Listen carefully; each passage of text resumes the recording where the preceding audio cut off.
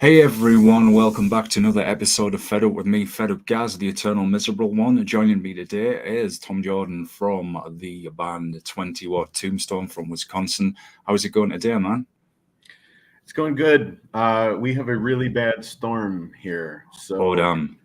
if my if my power goes out, I don't know how long I'll be here, but I'll be here No till I do problem. have power. Yeah. So if you get tombstones, we know Yeah, what's happened. Yeah, literally. Yeah. Storm of the Undertaker. The wrestling reference. Um, yeah, man. Hopefully nothing happens. So we'll fingers crossed. I was just chatting to you a little bit off air there, and I was saying I haven't, heard you guys for a long time since I got a promo for my old radio shows back in the day. So I was stoked to, receive a copy of The Chosen Few, and just to jump straight in on the artwork, I just wondered who put that together for you, because you see the skulls on the floor, the little boy and the girl with the red balloons above them. Reminds me of like the It horror movies, where Pennywise is running around with the red balloons. So I just wondered who come up with that for you, and did you go back and forth with them for the idea? um, we used a local artist, a buddy of mine who I worked with a long time ago on a different record for a different band, and his style just was a little more of what we were looking for this. But the original idea was that we were going to have two kids holding balloons and then be surrounded by this really dark, faceless crowd of demonic looking guys in suits. The idea was to, have it kind of, since the name of the album is Chosen Few, like we wanted it to be kind of about not fitting into society. Yeah. But anyway, so the original idea was these faceless, demonic looking suit guys, and then these kind of creepy looking kids in the middle. When I got the proofs for it, the artist and I both were just kind of like, this isn't it. It wasn't that it was bad. It was that it just wasn't speaking the way that we wanted it to. It didn't translate well. I guess that's the word I'm looking for. So we kind of went back to the drawing board, and I just kept thinking about, what I wanted the visual to be, because I wanted it to be somewhat abstract. I wanted it to be, I never want to just give people the answer to the song. I want them to have to look for it a little bit, because I feel like it's a deeper meaning then. Because if I tell you what this song meant to me, you're going to go, well, that's what the song means. It can't mean anything else at that point. Most people just can't go, well, it means that to you, but it means this to me. Like, that's just not how most art works. It spoils the flavor if you know what the other person was creating. So I wanted it to be somewhat abstract, but I wanted it to kind of give the feeling of where we were going. So we discussed a few different options. And then finally, I was sitting here one day, and there was some movie I was watching, and there was a pile of skulls. And I just went, man, that's like the most hopeless looking thing out there, And then I thought, what if we put those kids on a pile of skulls? And I'm like, will that be too dark? So I called Gary, the designer, and I'm like, hey, so I got this idea. Can we do that? And he shot me over some proofs of that, and that clicked. Like, that was the one. So it was kind of a back and forth process, but it was one of those things where once it clicked, it really clicked. And I think the response so far has been really good too, because most people did not expect a cover like that from us. Like, it's not like our other stuff has ever been. But the album isn't like our other music has ever been either. Yeah, I'm gonna come in to do a deep dive in all the themes and go through each track by track as well. That album cover as well, it really is even more significant now, sadly with things that are happening in the current political situation around the world. So it's a very powerful image. And you're completely right. I say this to guests a lot. If I'm sent a movie or an album, whatever genre it is, I like to just watch that or listen to that music. And don't tell me anything about it. I don't want to read any other reviews. I want nothing at all. I just want to basically see for myself or hear what I hear in that sound, because I don't want to be influenced by anyone else, to have anyone's preconceptions or another person's opinion, whether it's right or wrong. I want to come up with my own interpretation of it. And I think there was somebody mentioned this, I think it was on the last show. I think it was a band called Second Skin. And they were saying, like, with a lot of their songs, they try and not go too deep so they can still leave room for interpretation. Because I could hear one song and somebody might hear something completely different. It's the same if you see anybody write those reviews, as I was saying, they can say, oh, well, I hear this band in there. I can hear that. I'm thinking, well, no, I don't hear them at all. I hear something completely different. And I think that gives you the best honest appraisal of the art as well. So just before we get into the tracks as well, the chosen few you mentioned there, kind of about people not quite fitting into society. So is the recent, say, events in politics, as I call politics, influenced the title, or just based on life experience, how, sometimes people feel they don't quite fit in no matter what they try and do, and guess even when they try to be a better person? It's kind of a culmination of a lot of different things. It kind of changes its meaning for me as I find new things that fit. But I feel like the state of the world, especially since COVID, along with my life experiences, for me, the big thing that I feel like the whole record kind of goes to is the idea that fitting in the way society tells us to is not always the most important thing. It's not so much about appealing to everyone. It's about finding the right people for you to be with. You don't have to have a ton of friends. You don't have to have a ton of people, but you have to have the right people, because you can have a ton of friends, and if they're all shitty people, it's not going to be like having any friends. It's going to be terrible and lonely. So it's about connecting in the right ways to the right people. And for me, when I was a 13-year-old kid riding around on my skateboard, like, I grew up in a very, very, very conservative home. I had to go to church twice a week. I didn't really have a ton of friends. I didn't really fit in when I went to high school. So for me, it was really hard to find the people who I identified with, because I didn't really even know what I identified with, because I had such a sheltered existence from society. I didn't know what was good, what was bad. I knew what I was told, and I wasn't allowed to kind of find these things out for myself. So it kind of stunted my growth socially a little bit. And I know my parents were doing what they thought was right. Like, I don't blame them at all. I didn't have a horrible childhood with parents that abused me or anything like that. They wanted to keep me safe, and they did that the way they thought was the best way to do that.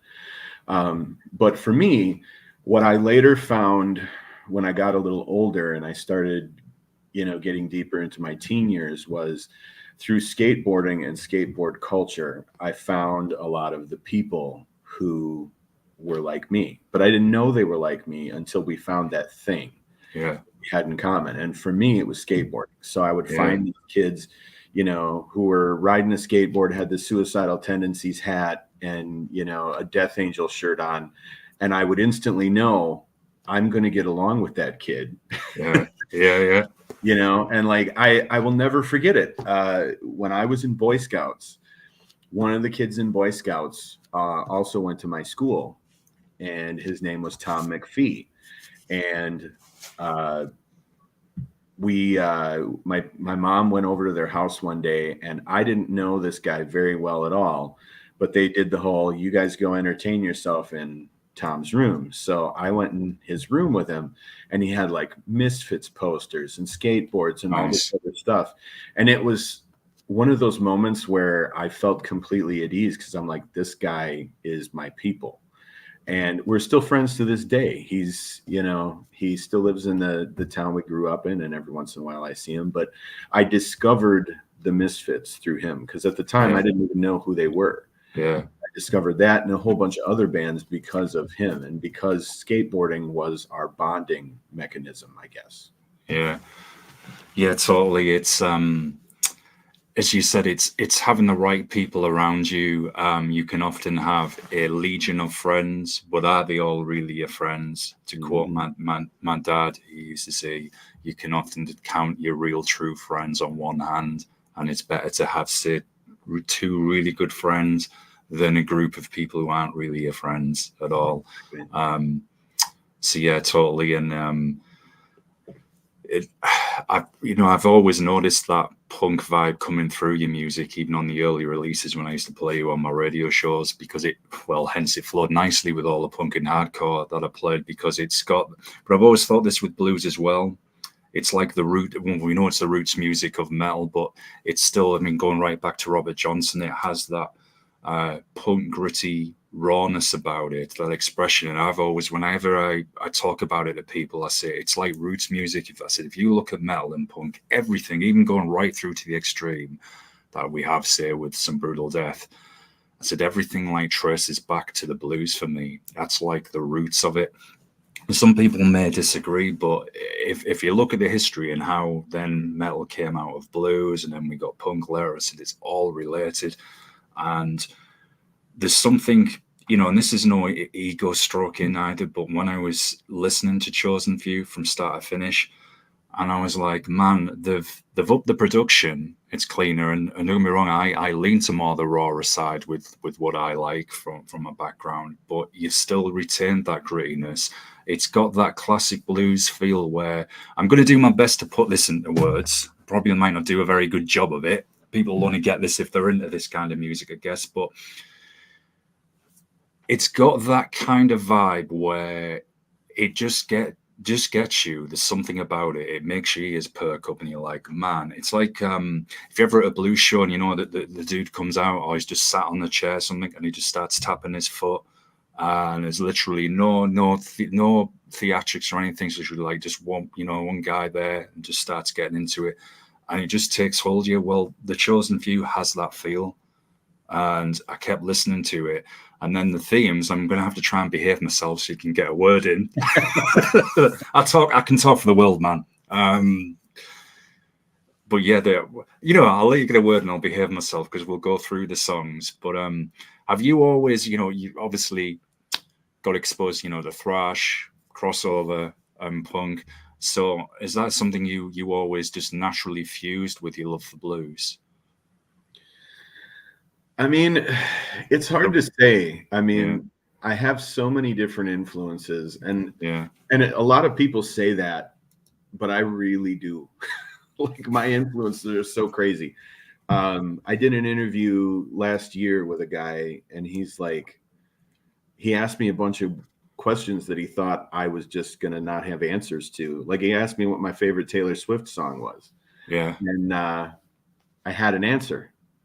And so I think that shocked him, because I think he was used to asking that question and then not having, anybody know the answer or know songs. Yeah. But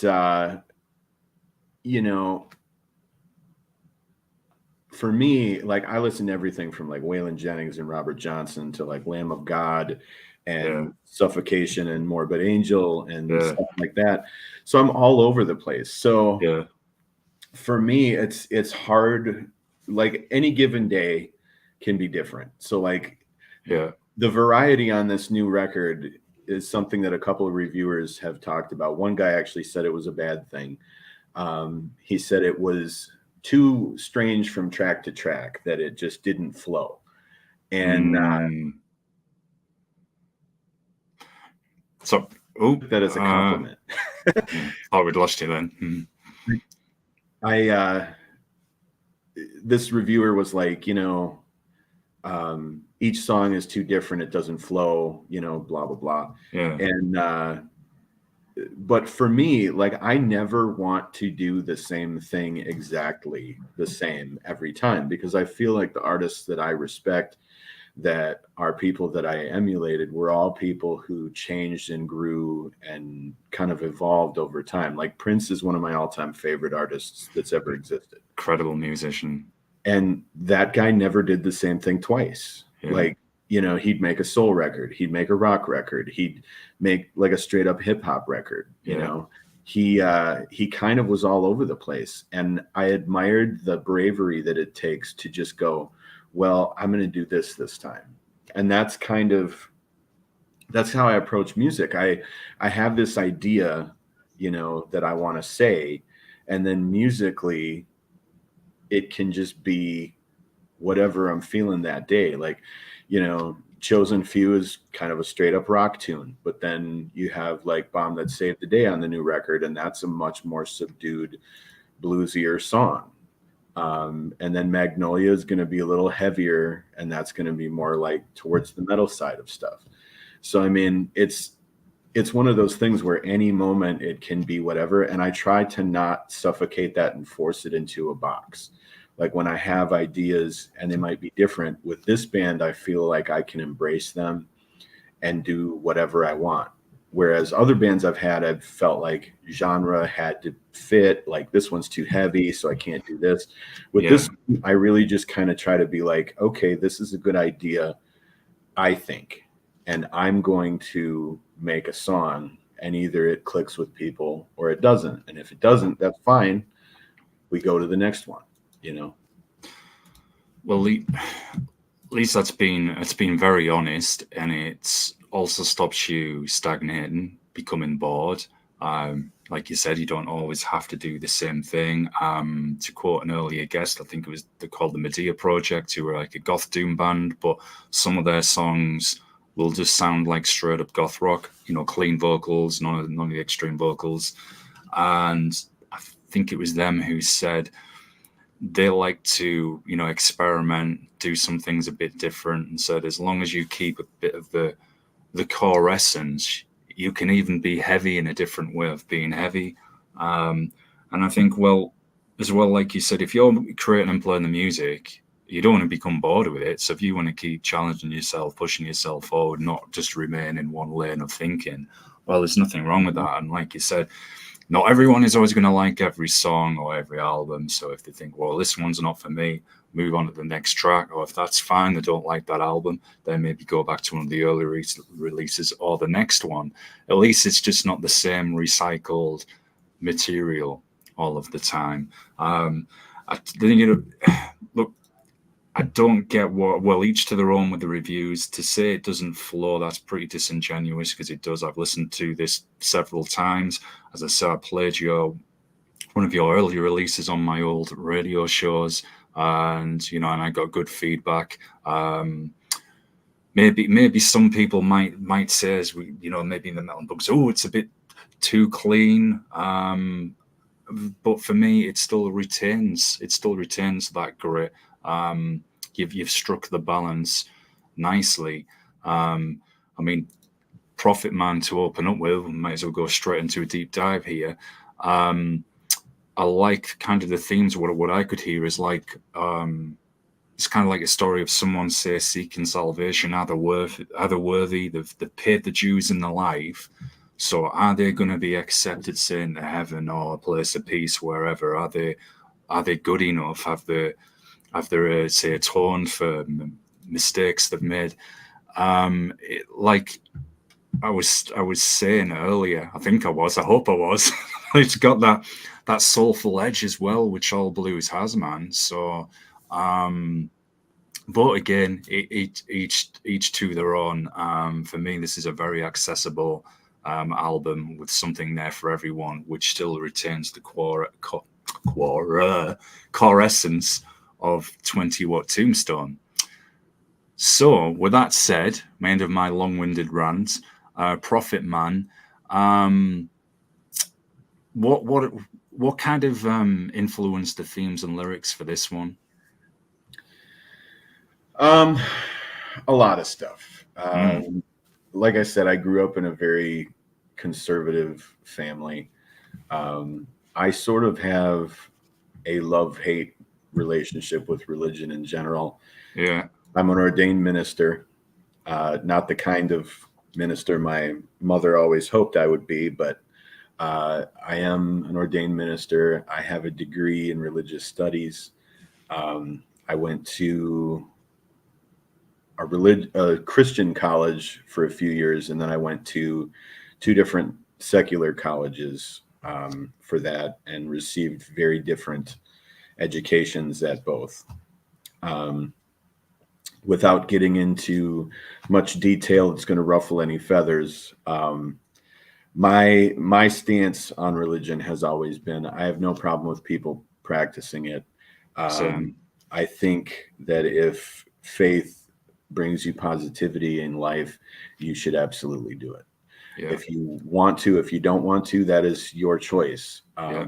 Where I get conflicted is when I see other people pushing their ideals and beliefs on other people. That's kind of where I draw the line. You should be able to do whatever you want to do as long as you're not hurting somebody. Um, and I don't really, I don't really care if people want to be Christians or not be Christians or whatever. Um, the my thing with Prophet Man though was these people who are capitalizing on the need that some of these people have for faith, Mm. hurting people who are in bad situations where their life hasn't necessarily been what they need it to be. They're sad, they're lonely, they're depressed, whatever their reasoning is. And some of them turn to faiths of all kinds to kind of fill that void. Yeah. And there's nothing wrong with that. If that makes you happy, that you should absolutely do that. What makes it wrong to me is when you have people who are capitalizing on that hurt and Yeah. making money off of it. Yeah. And that's kind of, if you watch the music video for Prophet Man, we're throwing money around, like Yeah. I'm screaming at people in a church. And the idea kind of is based off of a lot of these TV evangelist guys, Yeah. that just are so extravagant, and there's no personal interaction. It's just them yelling at a congregation of a Yeah. bunch, 1,000 people, telling them that basically give me your money. The Kenneth Copelands of the world, shall we say. But yeah, so the idea of the video was not to poke fun at religion. And I had a couple people get upset with me, and they're like, that's my Jesus that you're making fun of. And I'm like, whoa, whoa, whoa. We're not making fun of Jesus. We're not making fun of religion. We're Yeah. making fun of these clowns that are extorting money from people and using their faith against them for monetary gain. That's what we're making fun of. We're making Snake fun of, merchants. Yeah. you know, but yeah, so that's kind of in a nutshell the premise of the song and the music video. Really, if you want to see what the song, is more about, the video really matches up nicely with the tune. It does, and I wondered that as well with some of those scenes, because there's the in the lyrics where it says, I'll be a prophet man, baby, just sign on the dotted line. And it repeats, I'll be a prophet man, baby, Jesus is waiting, so get in line. And I got that impression as well, aside from some of the other themes I mentioned mixed in. It reminded me of, as I said, these snake oil merchants where, I've got the suit, sign this contract. Oh yeah, you'll think I'll get you in, no problem. Where it is someone, as you said, taking advantage of people in a vulnerable position for monetary gains, nothing to do with the faith at all. Probably when they go home, these people take the suit off, do whatever. They're probably, aren't even believers or whatever themselves. And sadly, there's no end to the. I would say people, well, whatever it is, you can see it in every aspect in life. I'll throw in a martial arts reference. People will know, be like, no surprise there. But the McDojos, as they're called, where it's come to our dojo. Again, similar, sign on a dotted line. pay joining fee, contract, here we go, everything, yada, yada, yada. And they are teaching people moves that aren't viable or realistic, that look pretty, but they aren't practical. So people are leaving those places with a false sense of security, thinking, right, I can defend myself in a, say, in a hostile situation. And the reality is, no, you haven't been taught anything that's really applicable or realistic. And it's someone, again, just with the popularity now of MMA, jumping on the bandwagon, right, I'm going to get money out of people, the same that they do it in faith. I'm the same as you.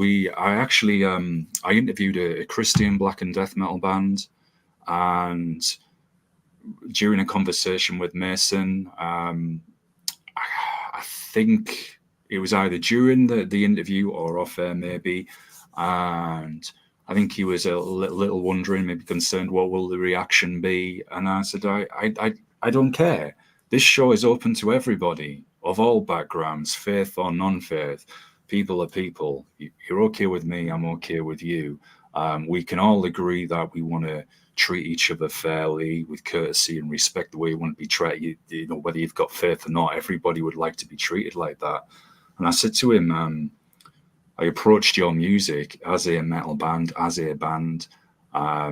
Your faith or anything is immaterial. Even if that's an influence on the music and lyrics, that's fine. I still look at it from a music standpoint and whether I enjoyed the music or not. And I'm interested in the creative process. And that's one of the foundations for Fed Up, for the rebrand and relaunch. It's multi-genre. It's open to all. Okay, yes, I lean on the more extreme side of music, but I say it all the time on every episode.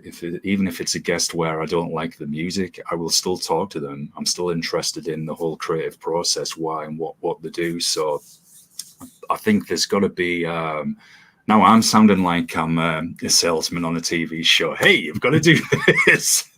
But there needs to be some, I think, some maturity and a sense of, look, if you go around with, like when you first get into extreme metal, yeah, it's cool, all rebellious, etc. And I went through my death metal is law phase, nothing else is real.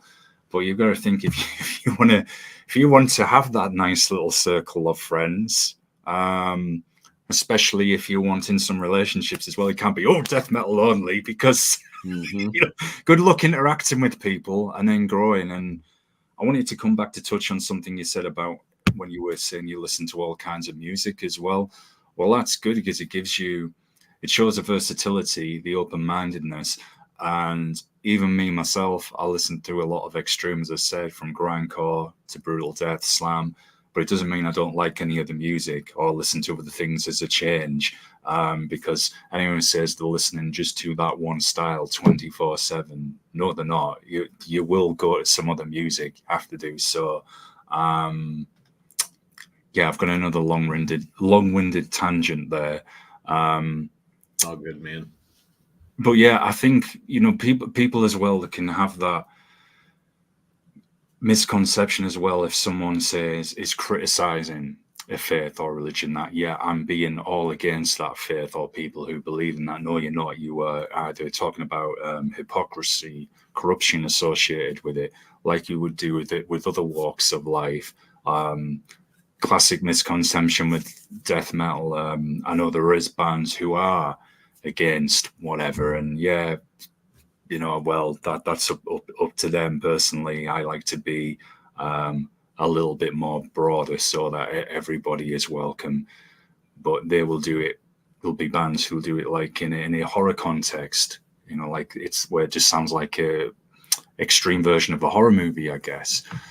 So anyway, turning the attention back to your music. So how did you come up with the music to go along with Prophet Man, to what you feel it just matched the lyrics nicely?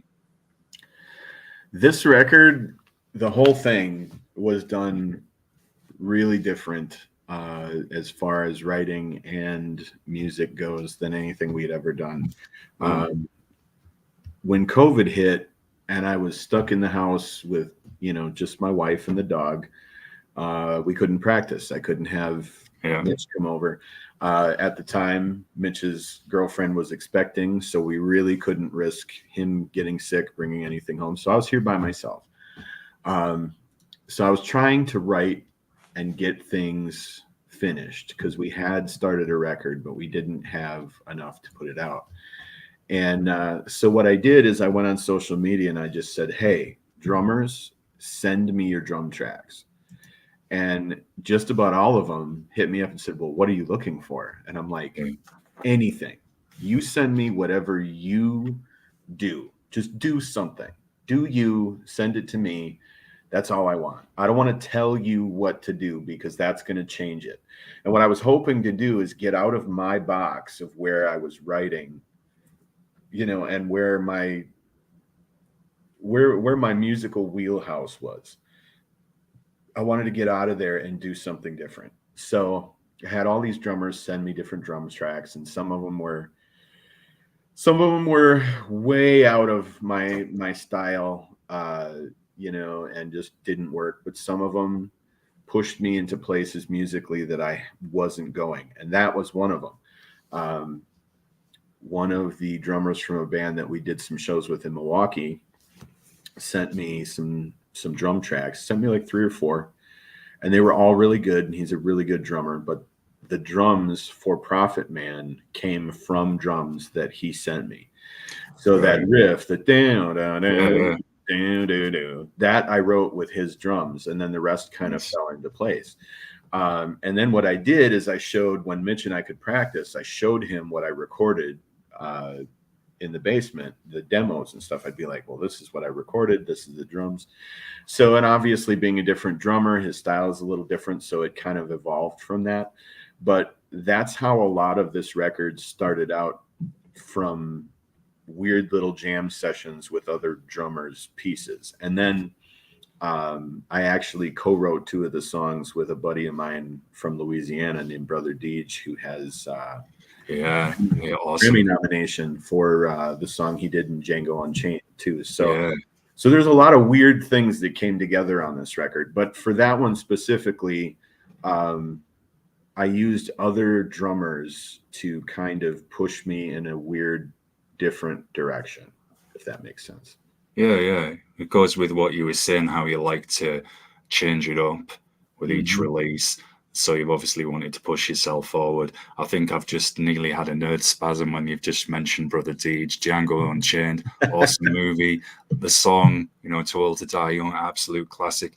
I've got majority of his albums, apart from I think his latest. I went on Bandcamp a few years ago and just bought the entire digital. He's super talented discography. Yeah, and like you said, it's different as well. Each release is different, but he's still, like I was saying with your music, he still retains that rawness, and it's like that classic kind of from the soul and blues. It's almost it's got that spiritual edge to it as well. Like, it's definitely, there's something there. It's come from it, because often in blues you'll talk about, the good and the bad. I'm trying to keep away, I guess, from the devil. How can I get closer to God? All of these themes as well. Good versus evil. Yeah, the eternal struggle, definitely universal concept to say. I mean, wherever anyone's standing point is spiritually. I mean, there's something that has been there since the dawn of time, and sadly probably always will be. The eternal battle. Right, I'll try and contain myself. Just got very excited hearing that, man. He wrote 2 songs with me on this record. He wrote "Bomb That Saved the Day," the lyrics for that, and then he wrote the lyrics for "The Chosen Few" too. So. Oh man, that is absolutely fantastic. Oh man. I'm gonna be on a high all day now. Be going into the other interviews, just like huge smile, be like, hey, we haven't even started yet. Oh man, that must. I've got to ask then, straight off the spot. Have you ever played any shows with Brother Dege? Yep. Oh man, that must have been magical. Yeah, we did. Well, he and I had been friends for a long time. We actually used to be on the same booking agency. Wow. Way back in the day when we first started out. our booking agent was his booking agent. And I had never heard of him before. And she was like, yeah, Brother Dege this, Brother Dege that. And I was like, who is this guy? So I checked him out and was just kind of blown away. Well, then he and I started kind of talking on Twitter a little bit. And then eventually, it just turned into regular conversations, calling each other on the phone. And, we've just kind of been, I guess, not just like musical buddies, but like, regular buddies that'll call each other and say, how you doing? What's going on? You doing all right? That kind of thing. So, but yeah, he came up here in May and played my wife's birthday party. Wow. And we did it at a decent sized venue so we could actually afford to bring him up here. And I brought the whole band up here. They did their psychedelic, rootsy thing they do. And we played with him up here once. And then on the tour we were just on a couple weeks ago, we played with him in his hometown of Lafayette, Louisiana. Oh man, awesome. Yeah, it was pretty crazy. He's so talented, and I don't say this just because he's my friend, but I really believe he's one of the best songwriters working right now. Like, the guy just writes stuff that will give you chills. His song "How to Kill a Horse" is every time I hear it, I've heard that song hundreds of times, and every time I hear it, it still gives me goosebumps. Yeah. It's that good. Yeah, no, I totally agree. And he too is everywhere as well. He is on my bucket list of people to see. So with that said, for the chosen few, one of the songs that you mentioned that you wrote together, again, very very powerful lyrics, I feel, because there's things in there that we can all relate to, like, for example, can I ever get in? I paid my dues. How long do I bend before you let me through? So, and he mentioned at the start of the interview as well about, I think it was, if I remember correctly, the chosen few, about finding a place or people that you can fit in with. So, is that what this song is about? The chosen few, about somebody who maybe is looking to fit in and possibly fitting in the afterlife, or am I completely off?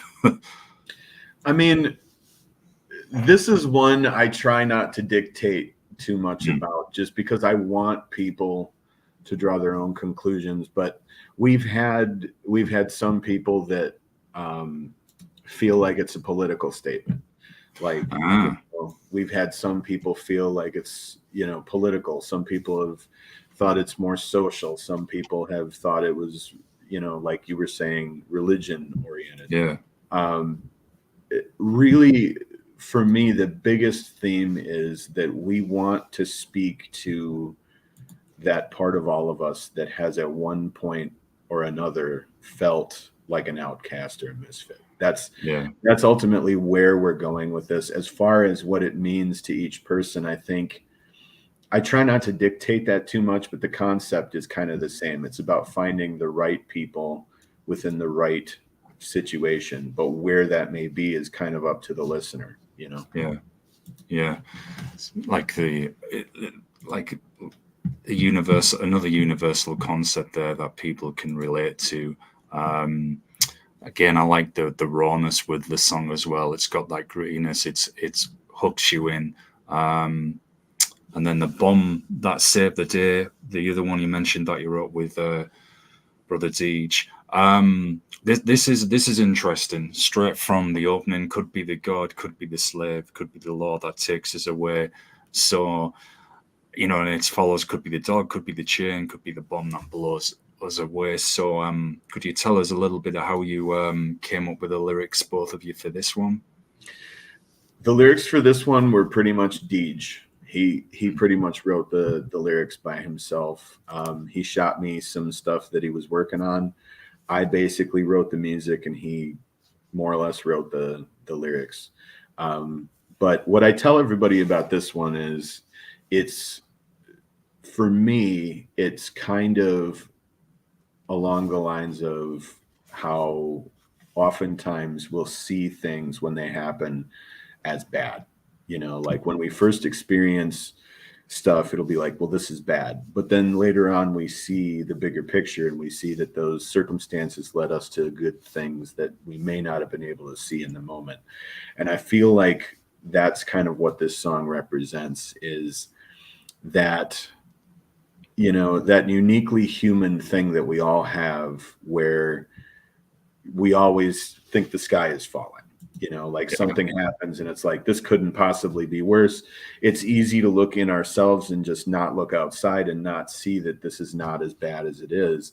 And then sometimes somebody else will see it before us. Sometimes it takes a while for us to step back, but ultimately sometimes bad circumstances can lead to a good outcome. We just have to kind of assess the situation and be patient sometimes and wait for the outcome that we may not have expected. Yeah, like taking that positive out of the negative. Yeah. Again, I just thought it was very powerfully delivered. A lot of things that I think can be applied to a number of situations as well that perhaps people are experiencing in their life. Again, the music flowed with it very nicely. So, again, what was it the same with the musical process for this, as you said, with the drums and putting everything together? So a buddy of mine here from town sent me a bunch of drums that he had done on his electronic kit in his house, and one of them he sent me had it wasn't exactly like what's in Bomb That Saved the Day, but it had a very similar beat, but it was way faster. And I was kind of jamming to it, and I realized that the lick that I was playing, that I play in the song, worked really well with that, because I have that thumb picking riff that I play over the top. And so I messaged him one day and I said, hey, do you have Pro Tools? Can you maybe slow that beat down, like just a little bit for me? And he's like, well, how much do you need it slowed down? I'm like, really slow. Like take it way down and resend it to me. And so he sent one, and it was almost there. And I'm like, just a little slower, and I think we got it. So he basically went in and slowed the beat down, threw it to me, and that's how Bomb That Saved the Day came out. I started messing with that riff and found the perfect speed. And then you know, kind of went from there. And then once Mitch and I were actually able to practice face to face, when things got a little safer with COVID, you know, we started writing some of the instrumental parts and kind of experimenting a little bit with the choruses. But that was one where Dege and I kind of went back and forth too.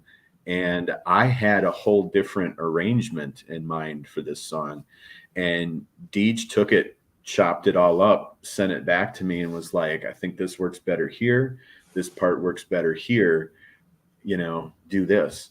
And so he and I actually, on that one specifically, there was a lot of back and forth between the two of us on the arrangement of the song. So Dege had a lot to do with the music side of that one, more so than Chosen Few, I think. But that one actually became a lot more complex than it was originally intended to be. I like hearing that, though, that you're very much involved with the arranging the song, going through the creative process in that way. I always ask bands as well, how do you sometimes get past those moments, say when you reach a difficult time, thinking, this, I'm not quite feeling it, this doesn't quite work. And I mean, so already Dege is right. I think this would go better in this aspect. So it's so, with that said, is that something you've always done with your music as well, where if you feel something maybe doesn't quite flow, you take a step back, take some opinions from people around you? I mean, I try to. We all do, don't we? But in the past, it's been difficult for me because Yeah. it's hard to relinquish that creative control to a Mm. degree. Mm. But working with Dege was so different because, you know, he's got a Grammy nomination. You know, he's a great songwriter. You know, he's a good arranger. That's the other thing. Like, he's a great arranger. He knows his way around Pro Tools. There's a lot of different things that guy can do well.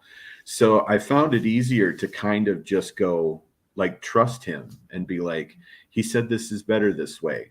This is better this way. Yeah. Whereas before, you know, I had a hard time with that. Like, when we did our first record, you know, it was pretty much, it was pretty punk rock. It was, you know, some of the songs were actually written in the studio, like while we had studio time. Like, the engineer would be outside, you know, having a smoke break, and Mitch and I would be scribbling on a pad and paper, finishing songs.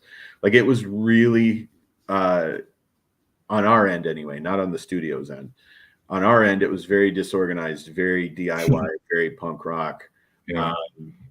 But we also didn't really allow anybody in to have any input, really, because we didn't want it. We were like, this is our record, we're gonna do it our way. And I think now I've grown, I've matured more, and, you know, embracing that to a degree and getting new eyes on it. Because, like we were talking about with me being in my box creatively with writing, like, you can get there with, like, what you hear, you know, and, like, if you hear things a certain way all the time, it's hard to know when you did something you shouldn't have. Yes. And it's much easier to have somebody with a good set of ears and a good know-how when it comes to songwriting to take a look at it and tell you that it sucks. so you can change it, you know?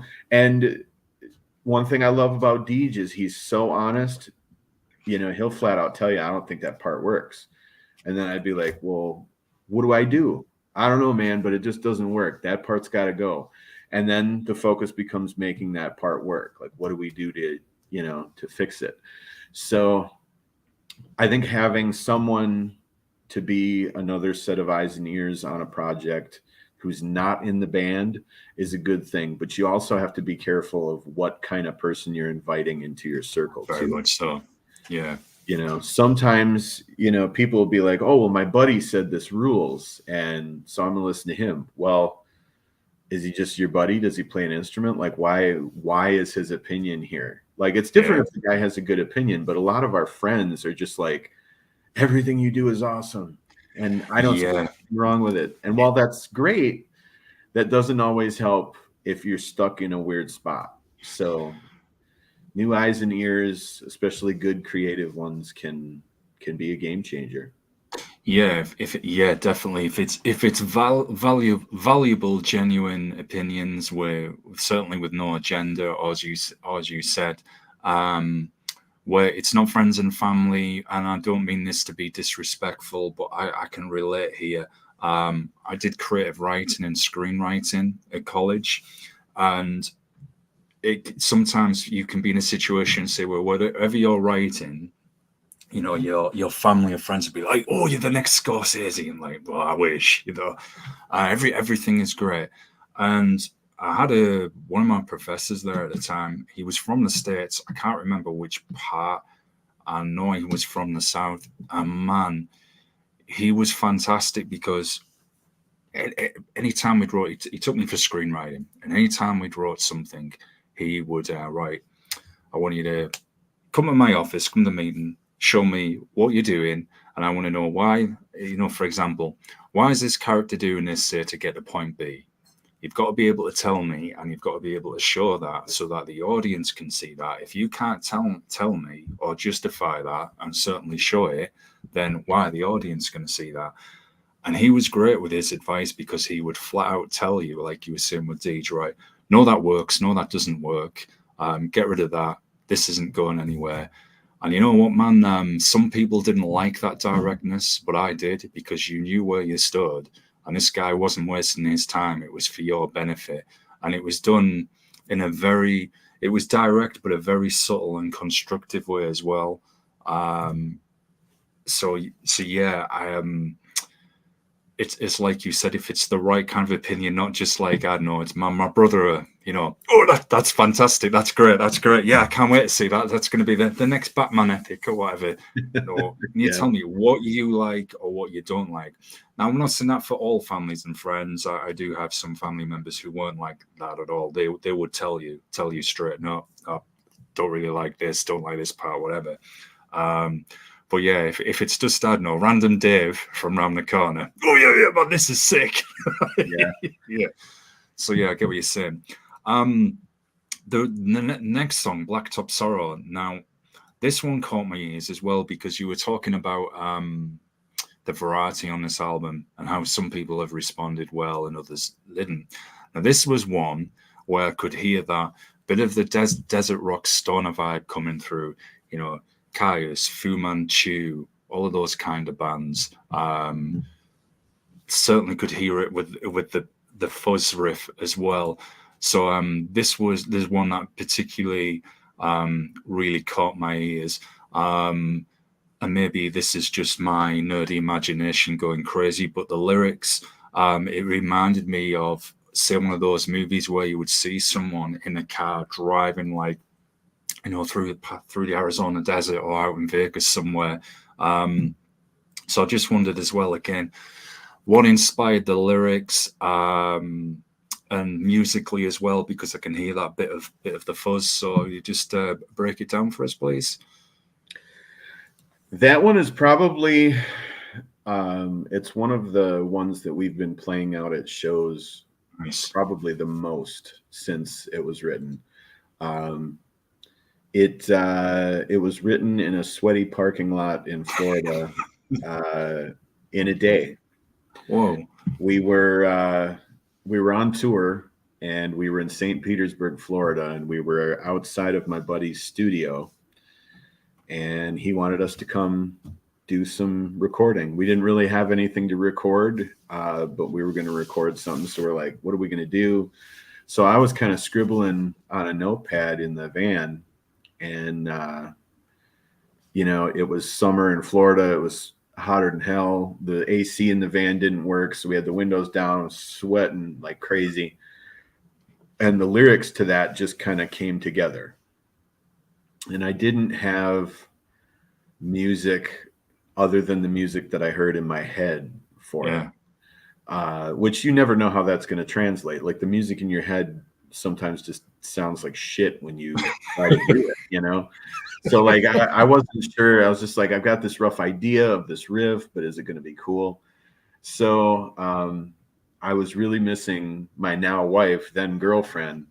So I wrote these lyrics about her and missing her. And there's definitely a theme of driving. So I'm glad you got the driving thing in there, because it's one of those things where when you're a touring musician, you spend 3/4 of your time driving. Like Mitch and I used to be on the road like 200 shows a year, and 3/4 of our time was spent driving. 5-hour drive during the day to get to a show. You play for 45 minutes, an hour. I mean, the majority of your work is driving. You're basically like a trucker. So part of the song is dealing with that, that driving dynamic, the driving away from people, driving to them, missing someone, that sort of thing.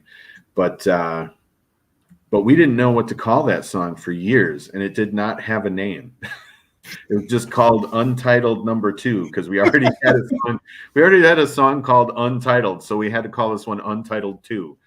So it was Untitled 2 for a while, but we tracked a demo of it that day in my buddy's studio, a real rough recording of it, and then we decided, well, when we record the record, we're going to put this on it.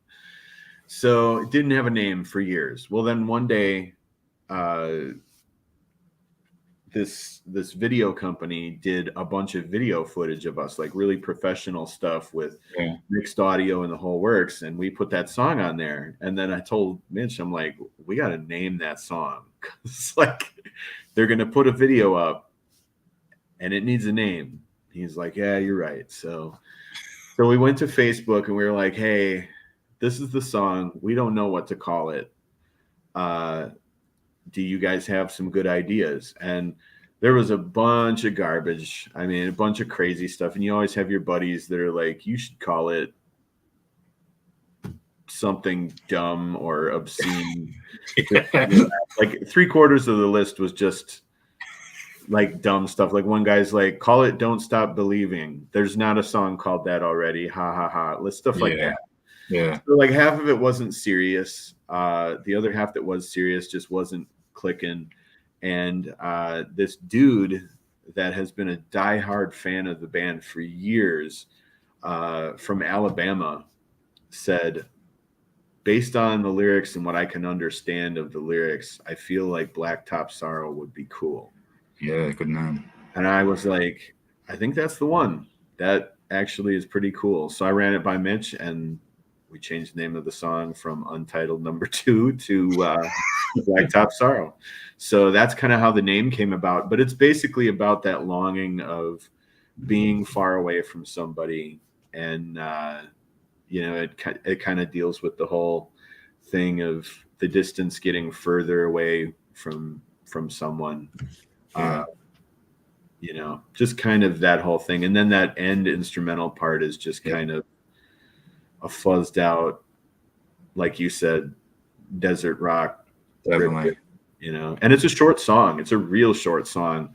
But that the ending of that song, I feel like it's one of those things where it's essentially a love song. But the music is not what you would expect for a love song, which is kind of what makes me love it even more. Is like it musically, it's heavy, and lyrically, it's kind of a mushy song. So did you like putting that different contrast together then? It was one of those things where I just kind of let it develop how it developed. Like we really didn't have any intention of making it that way. It was just like, that's kind of where it went. And I feel like, with this band, I feel more comfortable just letting it go where it needs to go. Like Dege says, throw the paint at the canvas and see where it lies, and that's what you get. So it was one of those things where it was just like, oh, this instrumental part here would be really cool, and we could do this, and it'd be kind of heavy, and yeah, let's do that. Like it just felt like it moved there naturally. Yeah, I love the riffage on this one as well. Has that nice thick, and it's funny you mentioned sweating in Florida. With people thinking, what's he referring to here? That could be a dubious title for something. No. Honestly, I'm talking about the song, not alternative, whatever. We'll not go there any further. Sweaty van with no AC. We were waiting for my buddy to get there and unlock his studio, and it was like 100 degrees in the shade. It was awful. Oh man. And we went through this phase where we decided we weren't going to get the AC fixed in the van because we live in Wisconsin where it's cold all the time. Yeah. So we were like, we don't need AC till next summer. Well, then summer came and we were too cheap to get it fixed. We're like, we'll be okay. And yeah, we weren't. It was a very hot few months. So, and we decided like dummies to tour the South. So we were like in Georgia and Texas and Mississippi in the summertime. Yeah. You need AC. Yeah, literally. I just found that amusing because when I was listening to it, and I noticed, like I said, with the thick riffs coming in, I thought, man, this has a sweaty, grimy feel to it. And then you literally have told us that story. So I'm like, well, there's one for authenticity for sure. I believe I hadn't showered in a couple of days too, if that adds to the griminess. Yeah, and a real smelly album, one that you'll certainly remember, but in a good way, so still retaining a bit of that punk rock there, man, for sure. I'm curious as well, Tom. What's I know you said it's had, a good reception so far. There was the one review who you mentioned didn't like, thought it was, I think, too different for him and it didn't flow. But I'm curious, what's the reception been like, both from, I guess, the blues community and the metal community? Because I feel with your music, you can certainly fall into both scenes.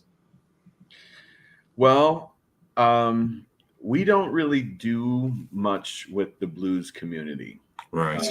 The blues community doesn't really seem interested in us much. Sure. And we've kind of made a conscious effort to not really be involved with anything that's got blues in the title.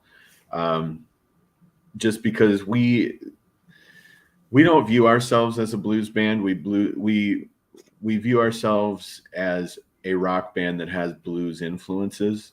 Yeah. And we've had a couple of blues fests ask us to play. And usually I'm very skeptical about that stuff. Like 9 times out of 10, I just say no if it has blues in the name, because I don't want to have any confusion. I don't want to have any discussion about, well, you got to play this much blues or whatever. Because some of those festivals will do that. They'll be like, well, you got to play this many blues songs. And it's like, well, none of our music is really blues. I could go up there and I could play R.L. Burnside all night, but that's not what I do. Like doing a cover by him is a whole different story. But like, we want to play our music. And so the blues community, I can't really say how they really look at us. The Left Lane Cruiser Muddy Roots crowd loves us. I wouldn't call them a blues crowd, though. They're more of a rootsy roots crowd, I guess. But as far as, the other communities go, the stoner rock community has been awesome. And we don't consider ourselves a stoner rock band either. Mm-hmm. But like, that community has been amazing. We made a ton of friends. There's a ton of venues that love us and promoters. Like, I can't say enough about that community. Metal community has been great too. But as far as blues goes, I can't really say what their opinion of us is, because we don't really do much with them, if that makes sense. Yeah, no, I feel you. It's it's a shame that, and it's sad to hear that they wouldn't be up some not I'm saying all of them, but some of them wouldn't be open enough to let you play your music as well, just so that you're not doing covers all night.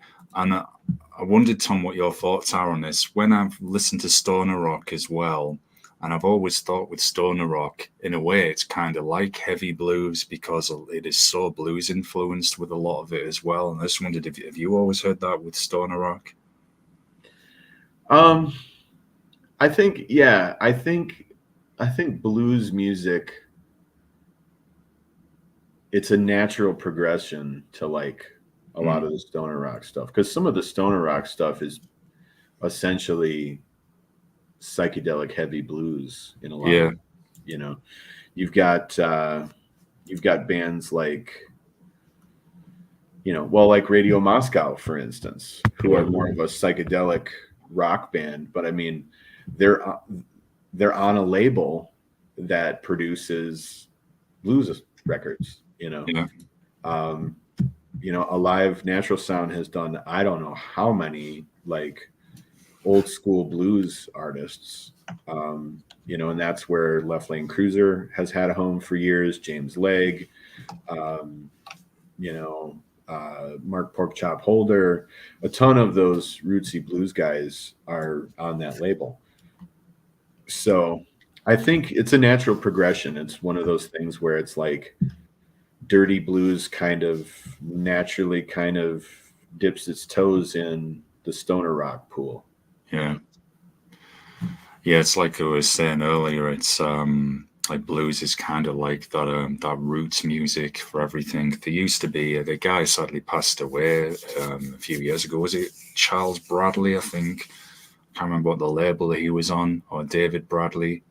One of the Charles Bradley or David Bradley. I'm sorry, I apologise to fans of as if I've got the name wrong, but he was a really good kind of bluesy raw singer as well. He famously got known. I think he did one of his songs was featured in the Luke Cage series from Marvel. So yeah, he was pretty cool stuff as well. And yeah, I was just curious to hear your thoughts on that because I've always heard that in blues as well. And I'm trying to now, as we live, I can't remember the Stoner Fuzz band with the song. I think is it Marathon Man. They've got real heavy fuzz, and now I can't remember we're live.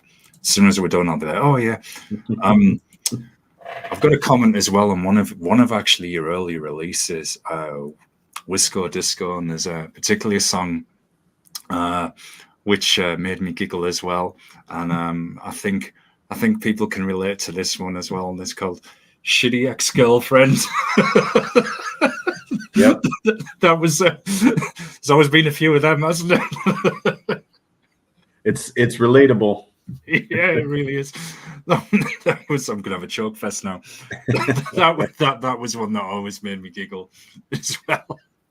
Yeah, that one. That was our first song that did relatively well, and I think part of it was the music video we made was funny, and also, you know, a lot of people have dated an asshole at some point, and they can relate, you know. So the only thing I will say is we had some people who were like, women mainly, who were like, well, why does it have to be a woman? Why can't it be a shitty boyfriend? And I'm like, well, I've never dated a man, so I can't write a song about it.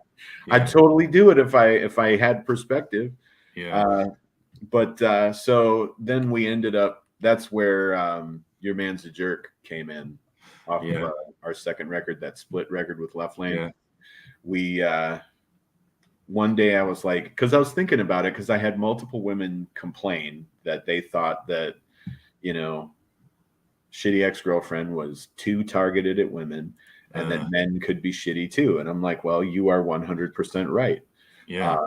The minute I figure out how to write a song about it, I will. So one day I was sitting around and I was thinking about how, you know, sometimes when you date somebody, you inherit this baggage. I hate the word baggage. It sounds so negative. You inherit these memories, we'll call them, that this other person has from their previous relationships. So you get the jealousy that you maybe don't deserve, but that other guy deserved because he was an asshole. Yeah. And, you know, it's human nature to have this knee-jerk reaction to behaviors that remind us of bad things. So I was trying to think of ways to write a song about it. So Your Man's a Jerk is basically kind of, you know, what it's like to either want to date a woman who's dated an asshole or to be with a woman who has dated an asshole, and why, you know, it kind of sucks. And it's not really placing the blame on the woman either. It's basically placing the blame on the asshole that she was with, you know, because the chorus is Your Man's a Jerk. Yeah. So the idea was to kind of approach that from a man's perspective, like, hey, I'm not him. He's an asshole, though. But it's so relatable because two things I want to comment on there with what you said, Tom, is especially now with the trend, it can be like all men are horrible and all men are evil, etc. No, they're not. There's like badness is in both women and men, and sadly there's no shortage of bad people. It doesn't care whether you're a man, woman, or anything else. It's just bad.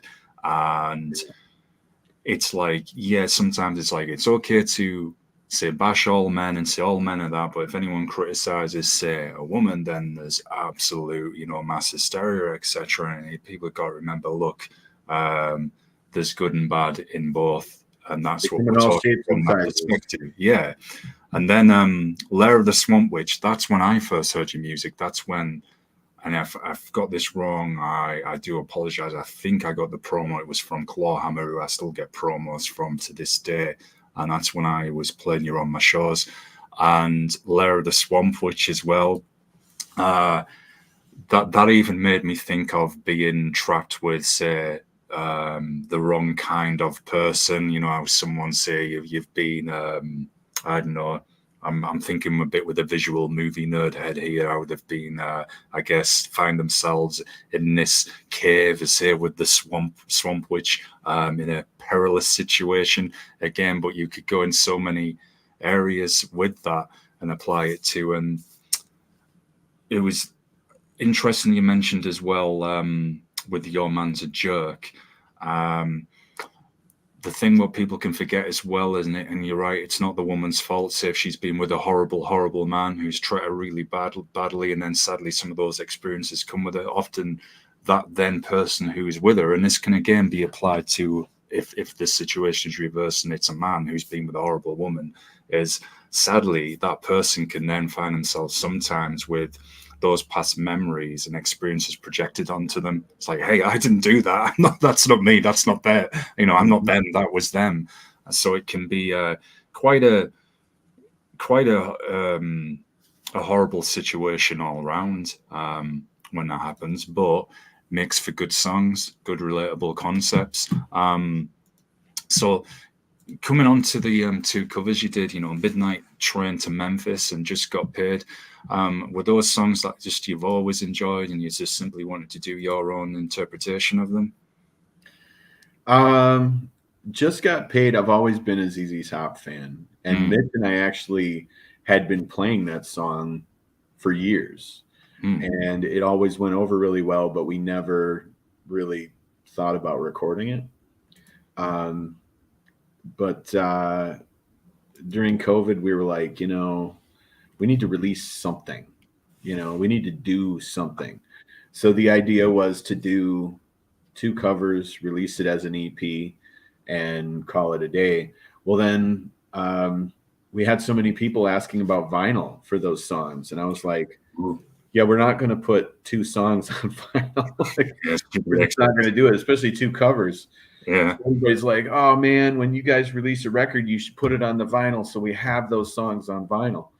So we were like, well, they were recorded at the same guy that we're recording the record with. Super easy. So we decided to just include them in the record, put them on vinyl like everybody wanted, and they fit the mix. They sound like, you know, they were recorded there because they were. But Midnight Train to Memphis was a weird one because I learned that song out of spite.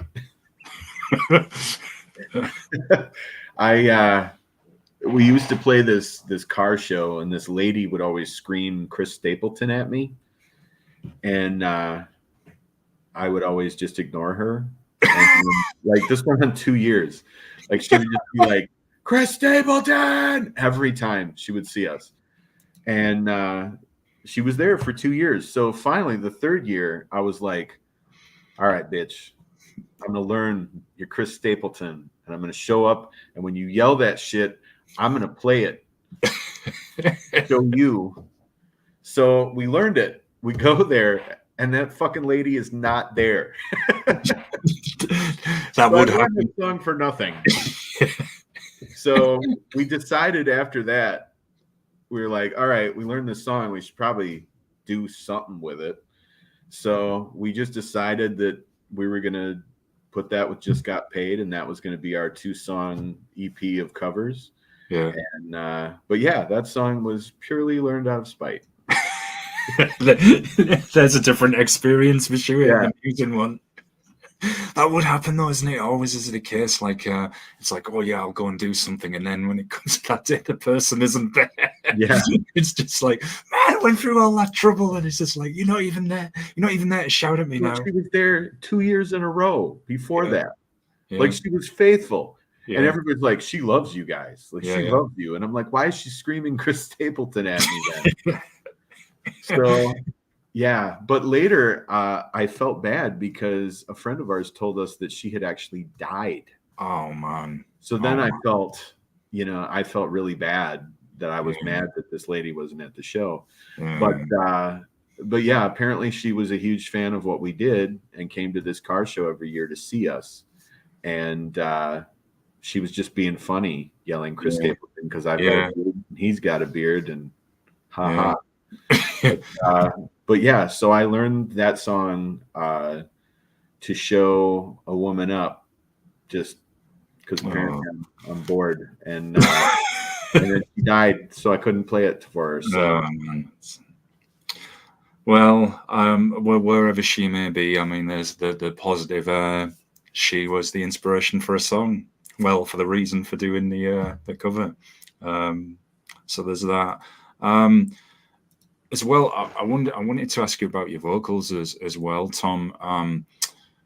To do that kind of really kind of deep, raw and soulful vibe that you have as well, is that something that you've always been naturally able to do, or is it just again happened from the music that you've listened to, and that's you've just said, right, maybe thought, right, I'm going to start singing in this particular way, and then it's kind of developed, and then you've added in your own flavors?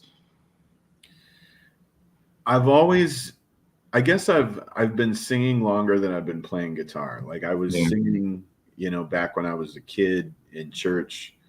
Um, I was in chorus in high school. Um, so I've been singing a long time. What I would say is like I've always viewed myself as a singer who plays guitar, but most people look at me as a guitar player that sings. But how I've always looked at it is I was a singer first. I know more about singing than I do about guitar. Um, but over the years, it's kind of changed. I've done a wide variety of different kind of things. And about 12 years ago, something like that, I gave myself a hiatal hernia singing. Damn. So I had to relearn how to sing and learn how to Wow. sing the right way. So I went and saw a vocal coach and learned how to breathe, how to push from my diaphragm, how to not use my throat, how to open your throat and sing from your guts. Um, and it was a process, but my vocal style completely changed after that. Yeah. And I thought I was a pretty good singer. For years, I thought I was a very solid singer. And then COVID happened, and uh, we were not on the road as much. I'm older now, I'm 47. Vocal cords are not what they used to be. So when we started playing again, I started noticing that I was getting more and more hoarse. Um, and, went and saw a doctor. He's like, your throat looks great. He's like, whatever you're doing it right, because there's no nodules or irritation. He's like, you have a little tiny bit of redness that looks like acid. So I've been trying to watch my acid and that sort of thing. But I recently started seeing a vocal coach again, and he basically told me, he's like, you have a lot of really good technique. He's like, we just need to tune it up, uh, to fix these issues you're having because you're older now and you've got to sing a little differently and be a little more careful. So, but long story short, so over the years, I feel like I've been fine tuning this. Uh, and I feel like I'm at the point now where I'm singing better than I've ever been singing in my entire life. Like Mm. I, I might not be the best singer that someone has ever heard, uh, but I understand the science of the voice better than I ever have. I can use my voice better and stronger and with more power now than I probably ever have been able to do. Um, but it's been kind of a road of changing habits and kind of learning and practicing and taking care of my voice. I no longer smoke weed. I no longer drink alcohol. I no longer drink coffee. Um, I don't do a lot of things that are bad for my throat because the throat's the money maker. So I got to keep Yeah. it. So controlling acid, um, controlling moisture, hydrating, breathing, all that stuff. It's all pretty important. And smoking weed and, drinking alcohol or, anything acidic is just bad. So I've had to make some sacrifices in order to be able to sing better, but I think it's worth it.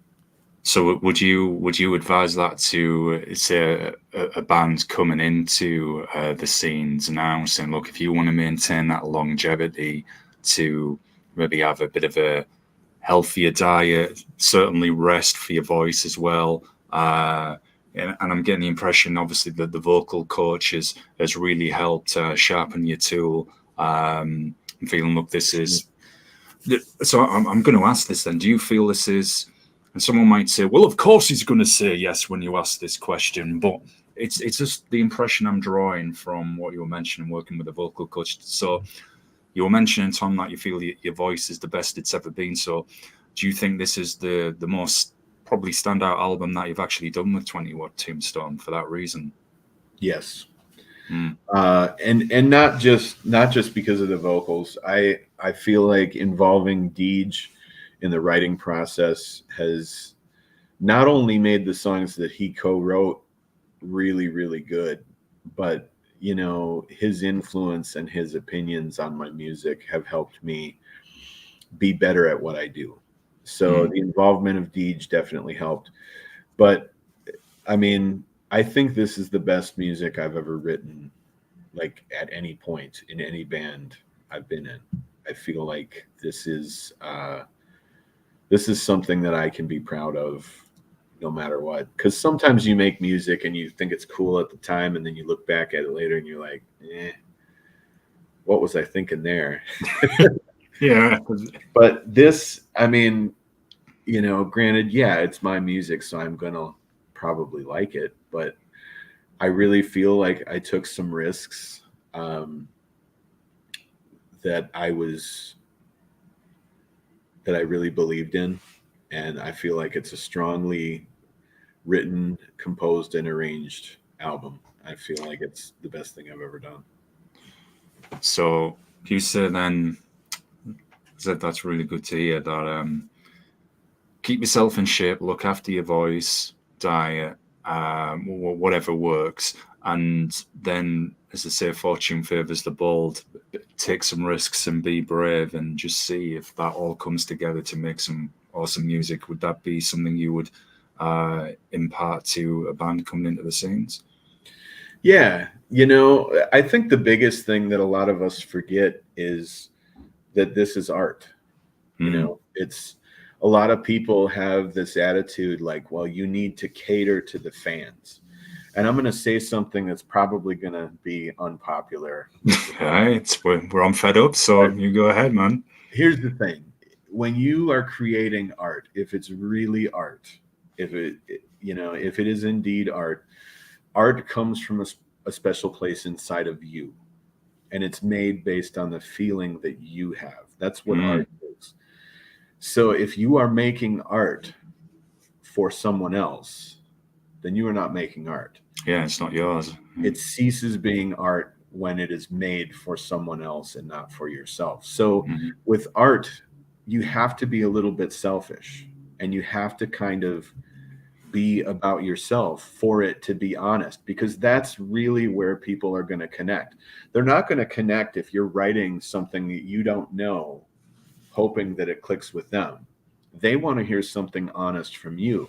Now, you see some of this kind of pandering stuff in, like pop country and stuff. They'll pander to an audience where it's like they're not really feeling what they're singing about, but they're writing about a popular topic. Yeah. Acceptance from a group, and it works with popular radio. But I mean, there's no art there, and you can hear there's no art there. No soul, isn't it?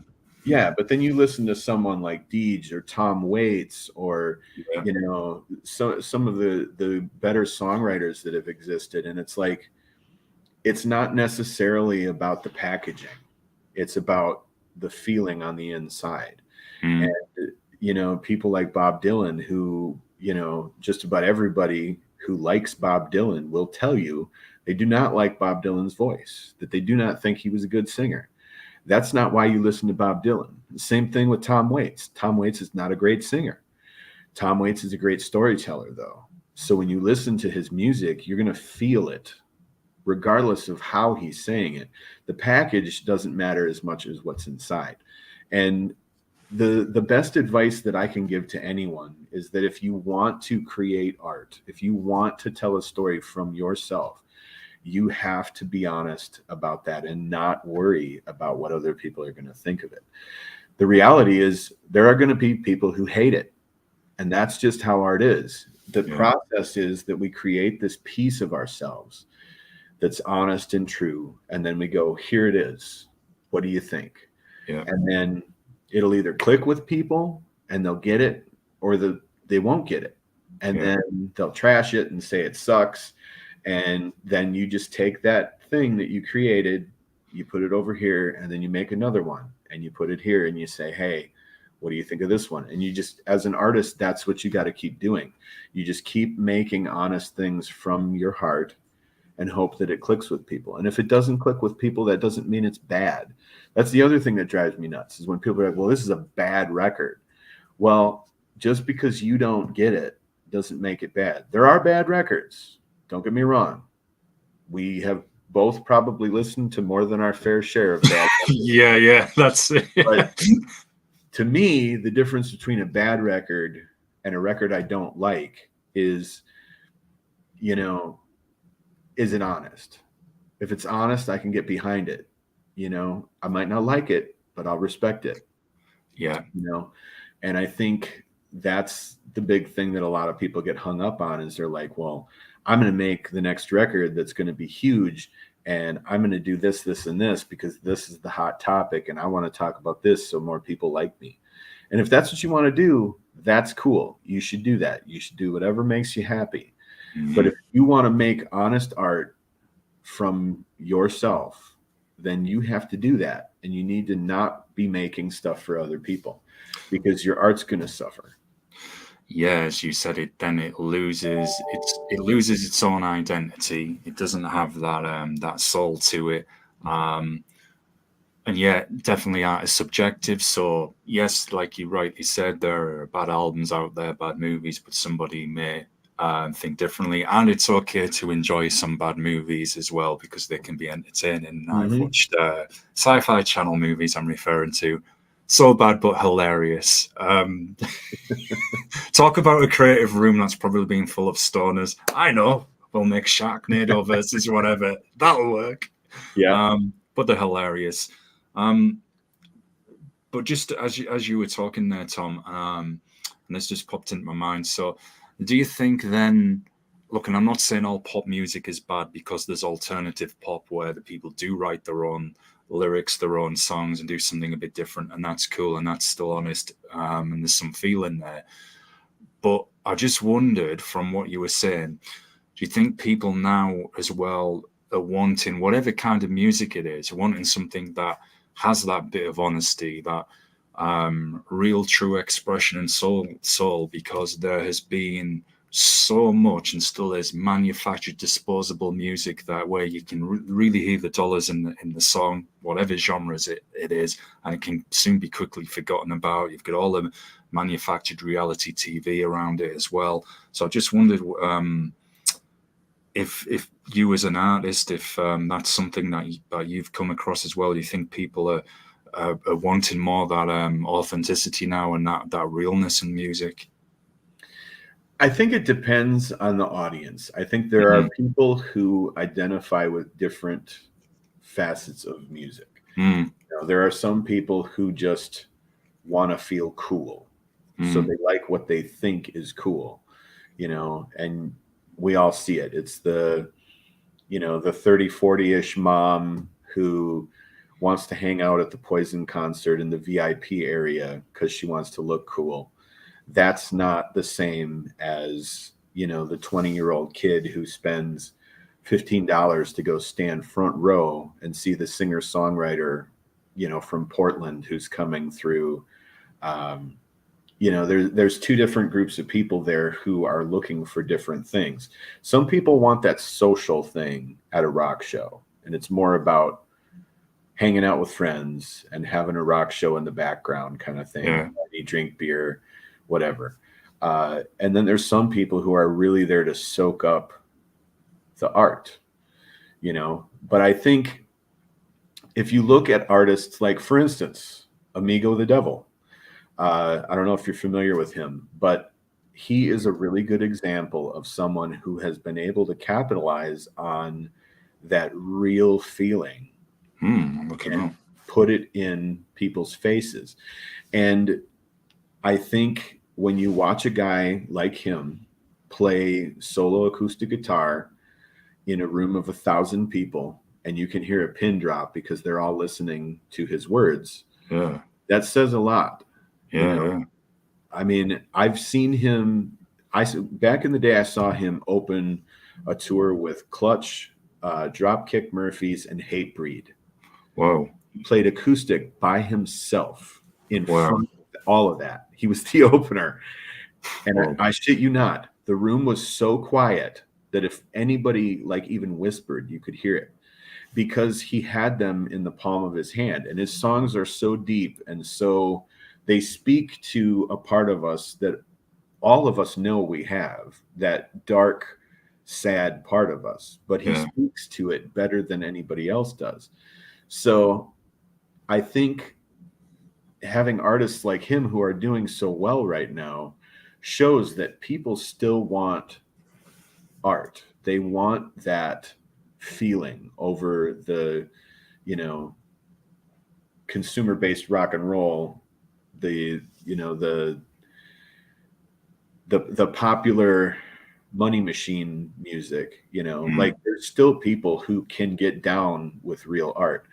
I think it boils down to, what people want out of music, though. If they just want background music or they just want to party and have fun, guys who are singing about sadness, heartbreak, that's not going to be your thing.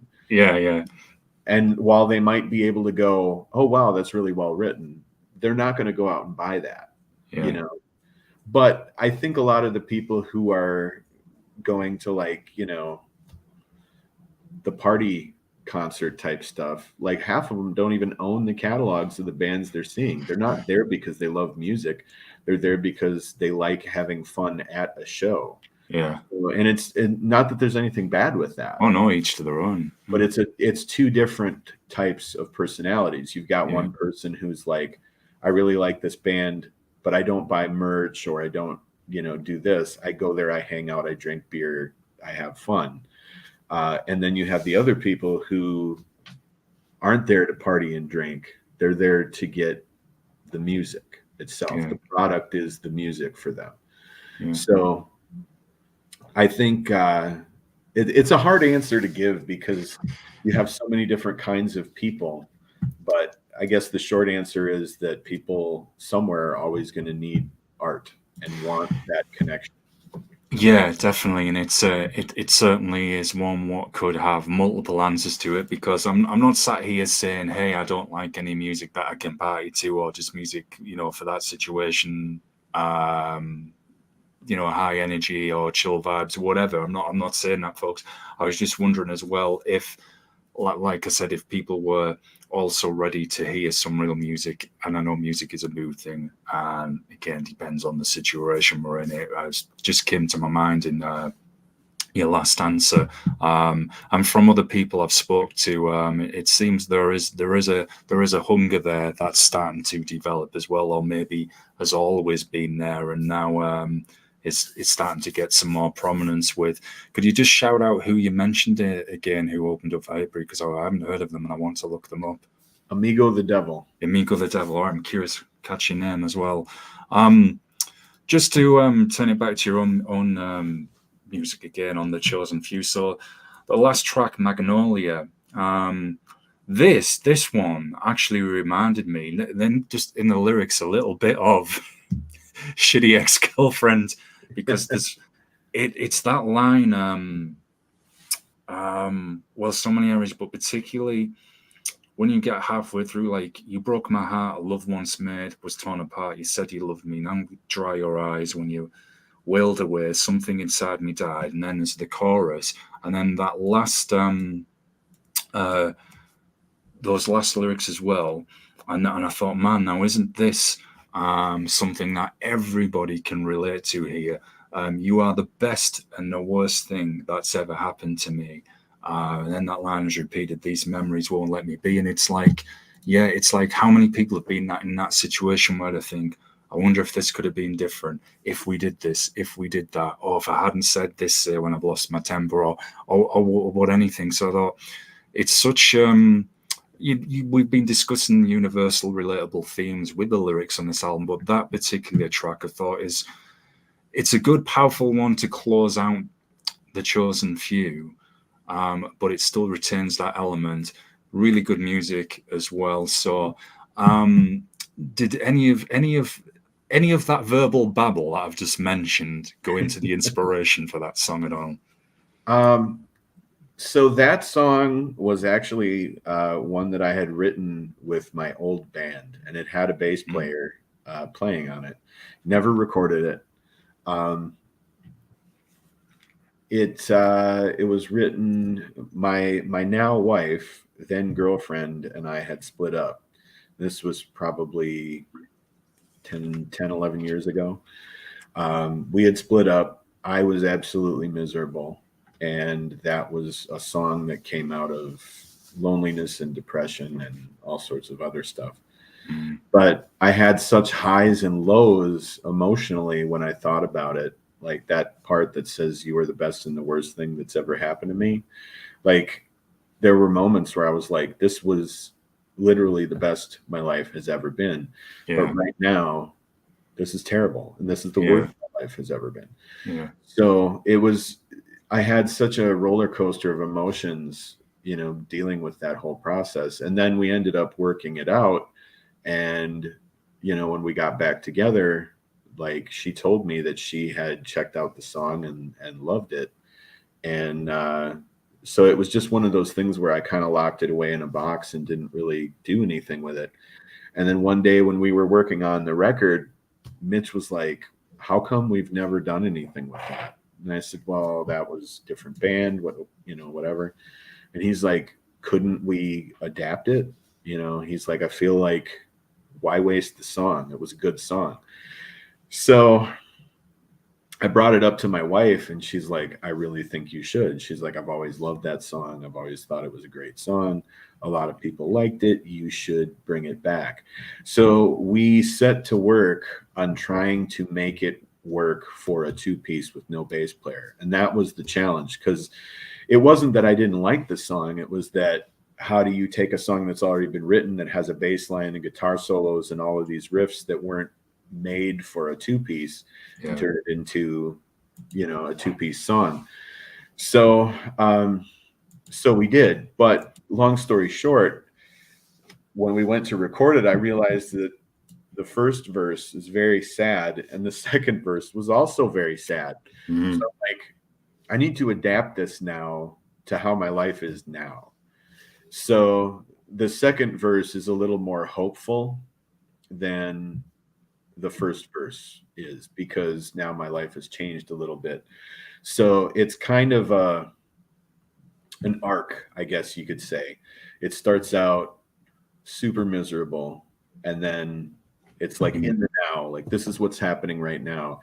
And then the second verse is more, well, this is how I felt then, but we're not there anymore, And it's still, when I look back on it, it was a rough time, but this is where we are. So it's kind of it's a weird song in that it's kind of been like over a 10-year period of time that it's been, kind of adapted and written. But yeah, so that's, well, I'm glad. Yeah, so sorry, Tom. Go. No, that's all I got, man. It's just, I hope that's. No, as I'm glad the positives come out of it. It shows folks if there's still love, anyone out there, if there's still love there, then don't give up, because you could work through that and get to that better place. So I'm glad, you know, you've got something really, really happy and beautiful has come from that. And I'd imagine the music to go with the lyrics. Did you play that just on remembering how you felt at that time and then how you're feeling now? Well, when we wrote it, when we wrote the original version way back, the bass player contributed quite a bit to how the riff came about. But it was just kind of an angry song at the time. Like it was sad, but there was a lot of anger too. So it was you know, the riff I feel like is the angry part and the words are the sad part. But now that we've changed it for 20 watt, I feel like, in a good way, I feel like the music is a little more subdued than it was on the original version. I don't feel like it's as aggressive. We changed the beat quite a bit. It was a dragging song. it was very slow and it drug, and it worked with a bass player. But when we took the bass out and we tried to make it a two-piece song, it just wasn't working that way. So we changed the beat completely. The beat is way different. It's got kind of a weird tempo now, but yeah, it was one of those things where, again, it just kind of evolved where it needed to go, and we just kind of let it have some room to breathe. Yeah. Well, it's a really powerful song and a really good way to close out the album as well. I've got a comment on one of the press photos that came with the album when I was sent it as well, and it's got you both in what looks like a scrapyard, and Yeah. I'm just curious where that is, because I feel, man, if ever there was like kind of like a gritty bluesy punk inspired rock and roll album cover or anything, I thought, well, there it is, and the whole setting just goes with the feels in the music. That's actually in Green Bay, and Right. about an hour and a half from where I live. But funny story about that shoot. So the photographer who did that shoot is a good friend of ours, and we always like to use him when we can because he does great photos. But I told him, I was like, I don't know where I want to shoot this, but I said somewhere gritty and kind of, you know, dingy, dirty, whatever. And I figured like an old beat up building or something, you know. Yeah. So he comes back to me and says that he found a recycling place that has junk all over there all the time, and it constantly changes because they'll have stuff in one day and then they'll recycle it and be gone. So he's like, every day it's different. And I'm like, well, that sucks. What if there's something cool there and we don't get it? And he's like, well, let's schedule a shoot. We'll go there, whatever. So it rained like crazy for like 3 days before. So we almost canceled the shoot. And then he's like, man, it's going to be muddy. And the snow had just melted not too long ago. So like it was muddy and gross and there was water everywhere. And it just made the shoot even better. Cause there's some of those photos where like there's puddles and mud and gross shit. And it's just, it worked out so well because, you know, it just made it look worse than it already was. Yeah. But yeah, we got lucky, and the recycling place, like the dude that hooked us up was great. Like walked us through the whole place, showed us all these cool spots that he thought would be good for it. The only thing they asked is like certain parts of the facility we needed to not have in the photos. Yeah. They had some recycled train cars there, and I guess there's some legality with like the numbers on the train cars. Yeah. So they were super cool though. They told us everything. They were like, this, you know, don't get this in the photo, don't get that in the photo. but they were super cool. Let us shoot as long as we wanted to. Awesome. And we went after, I think it was after like 4 or 5. So we had limited daylight to shoot, but they were done doing whatever they were doing there. So we had free reign to just go wherever and do whatever we wanted to. Awesome. We just walked around taking pictures for hours till the sun went down. But yeah, like one of my favorite photos. I don't know if you can see this, but oh yeah. One of my favorite photos from the record is this one that Chris did. Oh, I like it. Yeah, and that one's inside the CD, but it looks gross and dirty, and I love it. Yeah. It gives that, but it goes, like I said, it goes with the music. It gives that real raw, gritty vibe. Again, that was one. That's why it caught my attention, and I like that. And I think with the style you're playing, as being emphasizing, it's part of it. It goes with it. And if it was something, look, if it was some wonderful piece of beautiful art, I know, well, everything prettily arranged, I think, yeah, it might look great for the artistic side of it, but it doesn't match the grit and the rawness there that's in the music. So that's just the perfect blend. I know I've kept you on for quite a while, Tom, but if I know you were doing a fall tour soon, so do you want to quickly plug that for everybody? Sure. Yeah. Let me look here so I tell you the right dates. Yeah. So we head out on the 17th of November, and we finish up the 3rd of December. So it's a nice little short one, but going to be kind of all over the South. If you want to check that out, you can go to our website, 20watttombstone.com, or on social media. It's posted on all that stuff. Bands in town, it's on there. So you can see all the shows. And do you have any upcoming merchandise to help support the album as well? Any shirts, anything like that? Hey, let's plug them, man. I have these really, really sexy vinyls. Oh, dude! I don't know if you can see that. Oh man! Oh man! And the team. Oh, you know, we're always talking. But you can't tell. Yeah. Oh. But yeah, nice. We have gold transparent swirl, and then we have a green swirl as well. Oh, that's nice. I like it. Oh, that's making me think of all the fuzz bands already, just looking at it. But yeah, you can order the new record on our website, 20watttombstone.com. We also have CDs available as well. Yeah. Oh, and fancy, dude. Seriously, man. I'd love to see you get over here one day and to see you guys play live as well.